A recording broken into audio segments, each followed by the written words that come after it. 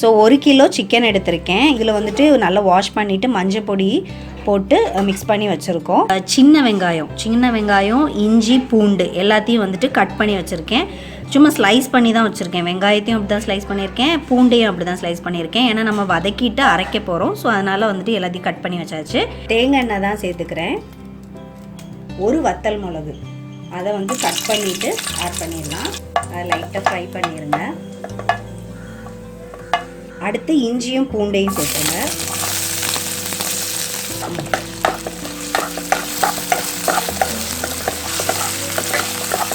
அதை கொஞ்சம் ஃப்ரை பண்ணிவிட்டு அடுத்து 2 பட்டை 3 கிராம்பு சேர்த்துக்கிறேன். அடுத்து நல்ல மிளகு சேர்த்துடலாம். முழு நல்ல மிளகு 1 டீஸ்பூன், ஒரு 1/2 டீஸ்பூன் ஜீரகம்,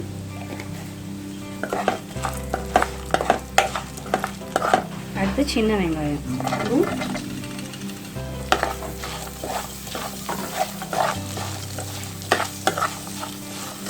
ஸோ இப்போ இதை வந்து நல்லா வந்து வதக்கியாச்சு. ரொம்ப கோல்டன் ஆகணும்னு இல்லை, ஓரளவுக்கு வெங்காயம் வந்து வதங்கி டிரான்ஸ்பரண்ட் ஆகும்ல, அந்த மாதிரி ஆனதுக்கப்புறமா ஆஃப் பண்ணி நல்லா ஆற விட்டுடலாம்.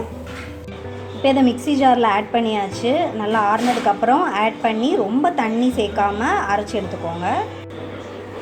இந்த மாதிரி கொஞ்சம் திக்காக அரைச்சி எடுத்துக்கோங்க.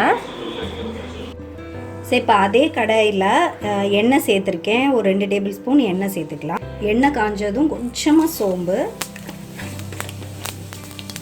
அப்புறம் கருவேப்பிலை, அதுக்கப்புறமா நம்ம அரைச்சி வச்சோம்ல வெங்காய பேஸ்ட்டு, அதை சேர்த்துடலாம்.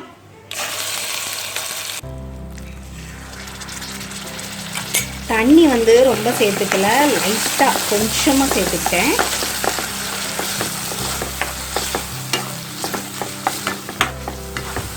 அதை சேர்த்துட்டு நல்லா வந்து இந்த எண்ணெயில் வதக்கி கொடுத்துருங்க.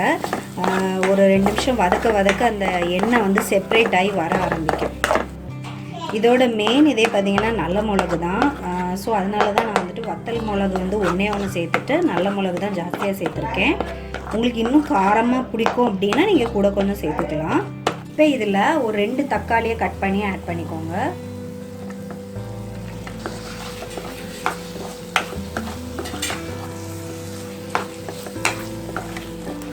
தக்காளியை போட்டு நல்லா வதக்கிக்கணும்.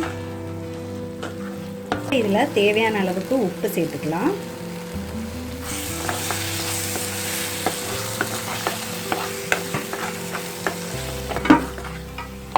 மஞ்சள் பொடி வந்து சிக்கனில் சேர்த்துக்கல அப்படின்னா நீங்கள் வந்து இப்போ வந்து உப்பு சேர்த்துக்கும் போது மஞ்சள் பொடி கொஞ்சமாக சேர்த்துக்கோங்க. நான் சிக்கன்லேயே மஞ்சள் பொடி சேர்த்துக்கிட்டனால இதில் சேர்த்துக்கல.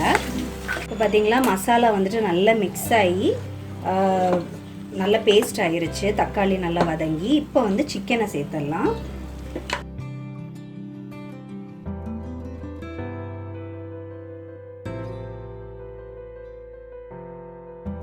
இப்போ இதில் கொஞ்சம் உப்பு கூட சேர்த்துக்கலாம்.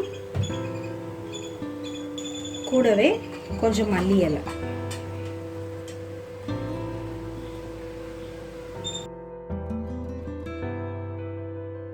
ஸோ இப்போ நல்லா மிக்ஸ் பண்ணிவிட்டு சிம்மில் வச்சுட்டு கவர் பண்ணி குக் பண்ணிடலாம்.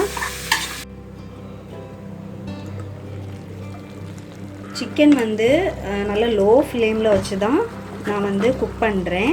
ஆனாலும் இடையில வந்து இந்த மாதிரி கொஞ்சம் கிளறி கொடுத்துக்கோங்க. இப்போ பாருங்கள், இந்த எண்ணெயெல்லாம் வந்துட்டு நல்லா செப்பரேட் ஆகி வர ஆரம்பிச்சிருச்சு. சிக்கன் நல்லா வெந்தாச்சு. இப்போது இனி வேணும்னா நீங்கள் ட்ரை பண்ணிக்கலாம், அப்படி இல்லைன்னா இந்த மாதிரி கிரேவியாகவே வச்சுக்கலாம். ஸோ நல்லா கொதிச்சு வந்தாச்சு. இனி லாஸ்ட்டில் வந்து மல்லி இலை போட்டு இறக்கிடலாம்.